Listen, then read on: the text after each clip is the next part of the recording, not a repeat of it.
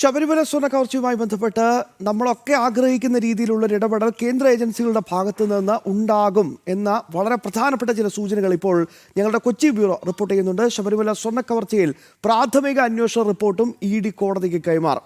PMLA ആക്ടിലുള്ള അന്വേഷണ സാധ്യത ഹൈക്കോടതി ദേവസ്വം ബെഞ്ചിനെ ബോധിപ്പിക്കാനാണ് കൂടുതൽ രേഖകളും റിപ്പോർട്ടുകളും കൈമാറുന്നത്. വിശദമായ വാദത്തിലേക്ക് കടന്നാലായിരിക്കും പ്രഥമ ദൃഷ്ടിയാലുള്ള തെളിവുകൾ കോടതിക്ക് നൽകുക. വിവരങ്ങളുമായി രേഷ്മ ബാബു തയ്യാറാണ്.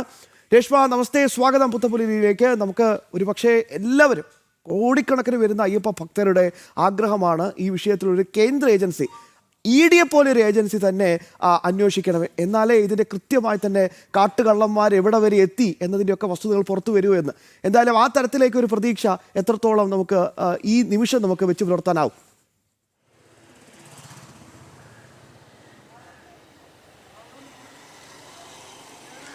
ശ്യാം, ശബരിമലയിലെ സ്വർണ്ണക്കവർച്ച കേസിൽ EDയുടെ അന്വേഷണം അത് പ്രാഥമികമായിട്ട് തന്നെ നേരത്തെ പൂർത്തീകരിച്ചിരുന്നു. ഹൈക്കോടതി ഇക്കാര്യത്തിൽ ഒരു പരാമർശം നടത്തിയതിൻ്റെ പശ്ചാത്തലത്തിലായിരുന്നു ED അന്വേഷണം ഏറ്റെടുത്തത്. അതായത് ഹൈക്കോടതി പറഞ്ഞത് ഈ ഒരു ശബരിമലയിലെ സ്വർണ്ണക്കവർച്ച കേസിൽ അത് EDയുടെ അന്വേഷണം വേണ്ടതല്ലേ എന്നുള്ളൊരു ചോദ്യം ഇടയ്ക്ക് വെച്ച് ഒരു ഹർജിയുമായി ബന്ധപ്പെട്ട് അത് പരിഗണിക്കുന്ന സമയത്ത് EDയുടെ അഭിഭാഷകരോട് ചോദിച്ചു. അന്ന് EDയുടെ അഭിഭാഷകൻ ഹൈക്കോടതി ഡിവിഷൻ ബെഞ്ചിന് മുന്നിൽ വ്യക്തമാക്കിയത് ED അന്വേഷണം അതിൻ്റെ പ്രാഥമിക ഘട്ടത്തിലേക്ക് കടക്കുന്നുണ്ട്, ഈ ECIR രജിസ്റ്റർ ചെയ്യാനായിട്ടുള്ള നടപടികളിലേക്ക് കടക്കുമെന്നുള്ള കാര്യമായിരുന്നു.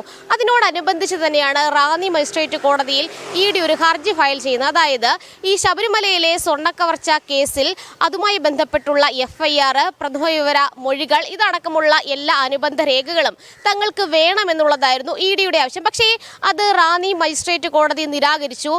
കാരണം SIT സംഘം ഇതിൽ അന്വേഷണം നടത്തുന്നുണ്ട്. അതുകൊണ്ട് തന്നെ EDയുടെ ഈ ഒരു ആവശ്യം അംഗീകരിക്കാൻ സാധിക്കില്ല എന്നുള്ളൊരു നിലപാടായിരുന്നു മജിസ്ട്രേറ്റ് കോടതി സ്വീകരിച്ചത്.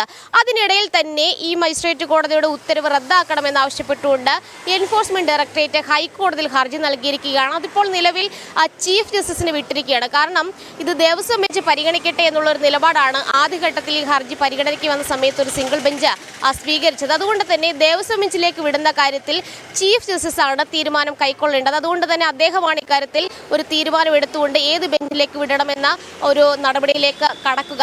എന്തായാലും ED പറയുന്നത് ഇതിൽ കള്ളപ്പണം, അതായത് ഈ ശബരിമലയിലെ സ്വർണ്ണക്കവർച്ചയുമായി ബന്ധപ്പെട്ട് കള്ളപ്പണ ഇടപാട് അല്ലെങ്കിൽ കള്ളപ്പണം വെളുപ്പിക്കൽ പ്രഥമ ദൃഷ്ട്യാ നടന്നിട്ടുണ്ടെന്ന് വ്യക്തമാണ്. ഇത് സാധൂകരിക്കുന്ന തെളിവുകളൊക്കെ തന്നെ തങ്ങൾക്ക് ലഭിച്ചിട്ടുണ്ട്. കാരണം പ്രാഥമികമായിട്ട് വിവരശേഖരണം ED നടത്താറുണ്ട്. അതിനുശേഷം മാത്രമേ ECIR രജിസ്റ്റർ ചെയ്യപ്പെടാറുള്ളൂ. സാധാരണ രീതിയിൽ അങ്ങനെ തന്നെയാണ്. അപ്പോൾ ഈ പ്രാഥമികമായിട്ട് വിവരം ശേഖരിച്ച വേളയിൽ ഈ ഒരു കള്ളപ്പണം ഇടപാട് അല്ലെങ്കിൽ കള്ളപ്പണം വെളുപ്പിക്കൽ നടന്നിട്ടുണ്ടെന്ന് വ്യക്തമാക്കുന്ന സാധൂകരിക്കുന്ന തെളിവുകൾ EDക്ക് ലഭിച്ചിട്ടുണ്ട്. അതിനനുസൃതമായിട്ട് തന്നെയാണ് ഈ FIR മറ്റ് ഈ പ്രഥമ വിവര മൊഴികൾ, അനുബന്ധ രേഖകൾ ഇതൊക്കെ തന്നെ ആവശ്യപ്പെട്ടുകൊണ്ട് കോടതിയെ സമീപിച്ചത്. പക്ഷേ ഇതൊന്നും ലഭിക്കാത്ത പക്ഷം തുടരന്വേഷണത്തിലേക്ക് EDക്ക് കടക്കാൻ സാധിക്കുന്നില്ല. കാരണം ഈ ശബരിമല സ്വർണ്ണക്കവർച്ച കേസുമായി ബന്ധപ്പെട്ടുള്ള അനുബന്ധ രേഖകളൊക്കെ തന്നെ SITയുടെ പക്കലാണുള്ളത്.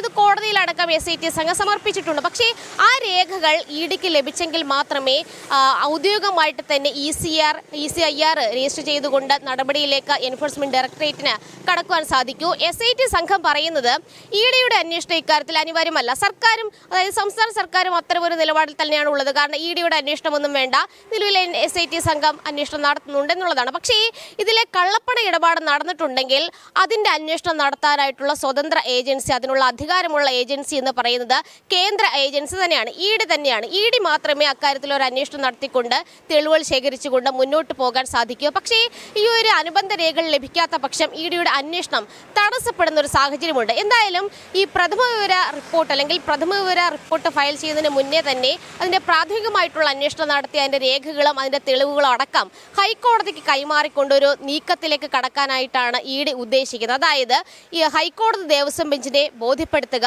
ഇതിൽ ഈ ശബരിമലയിലെ സ്വർണ്ണക്കവർച്ച കേസിൽ SIT സംഘത്തിൻ്റെ അന്വേഷണത്തിന് പുറമെ EDയുടെ അന്വേഷണം അനിവാര്യമാണെന്നുള്ള കാര്യത്തിൽ അത് ബോധ്യപ്പെടുത്താൻ വേണ്ടിയിട്ടാണ് ഈ പ്രാഥമികമായിട്ട് ശേഖരിച്ചു വച്ചിരിക്കുന്ന രേഖകളും തെളിവുകളും ഹൈക്കോടതിക്ക് കൈമാറുക. എന്തായാലും വിശദമായ പൊതുവായിട്ടുള്ള ഒരു വാദത്തിലേക്ക് ഹൈക്കോടതി കടക്കുന്ന പക്ഷം മാത്രമേ ഇത്തരമുള്ള രേഖകളും മറ്റ് അനുബന്ധമായിട്ടുള്ള തെളിവുകളും എൻഫോഴ്സ്മെന്റ് ഡയറക്ടറേറ്റിന് ഹൈക്കോടതിയിൽ ഹാജരാക്കാൻ സാധിക്കുകയുള്ളൂ. എന്തായാലും നിസ്സംശയം പറയാൻ സാധിക്കുന്ന ഒരു കാര്യം തന്നെയാണ്, ഈ സ്വർണ്ണക്കവർച്ചയുമായി ബന്ധപ്പെട്ട് വ്യാപകമായിട്ട് കള്ളപ്പണം വെളുപ്പിച്ചിട്ടുണ്ട്. അതുകൊണ്ട് തന്നെ PMLA ആക്ട് പ്രകാരം സ്വതന്ത്രമായിട്ട് ഈ അന്വേഷണം ഏറ്റെടുത്തുകൊണ്ട് മുന്നോട്ട് പോകാനായിട്ട് ഇഡിക്ക് സാധിക്കുമെന്നുള്ളത്. എന്തായാലും അതുമായി ബന്ധപ്പെട്ടുള്ള തുടർ നടപടികളിലേക്ക് എൻഫോഴ്സ്മെന്റ് ഡയറക്ടറേറ്റിന്റെ ഉദ്യോഗസ്ഥർ കടന്നിരിക്കുകയാണ്. ശ്യാം, യെസ്, എന്തായാലും അരയും തലയും മുറുക്കി ED അന്വേഷണത്തെ എതിർക്കും എന്ന കാര്യത്തിൽ ഒരു സംശയവുമില്ല. സർക്കാരും CPM സംവിധാനങ്ങളൊക്കെ അതിനുവേണ്ടി ശ്രമിക്കുമെന്ന കാര്യത്തിൽ എന്തായാലും രേഷ്മ പറഞ്ഞതുപോലെ തന്നെ അതിലൊരു സംശയവും വേണ്ട. പക്ഷേ ഈ വിഷയത്തിൽ എന്തായാലും ED വന്നാൽ മാത്രമേ കൃത്യമായി തന്നെ ഒരു വ്യക്തത എവിടെയൊക്കെ എത്തി നിൽക്കുന്നു ഈ കാട്ടുകൊള്ള എന്ന് മനസ്സിലാകണ്ടേ. SITയുടെ അന്വേഷണം എത്രത്തോളം ഫലപ്രാപ്തിയിലേക്ക് എത്തുമെന്ന കാര്യത്തിൽ എല്ലാ ഭക്തർക്കും ഹൈന്ദവ സംഘടനകൾക്കൊക്കെ വലിയ സംശയമുണ്ട്. ആ സാഹചര്യത്തിലാണ് EDയുടെ ഈ നിർണായക നീക്കം എന്നത് വലിയ പ്രതീക്ഷയാണ് നൽകുന്നത്.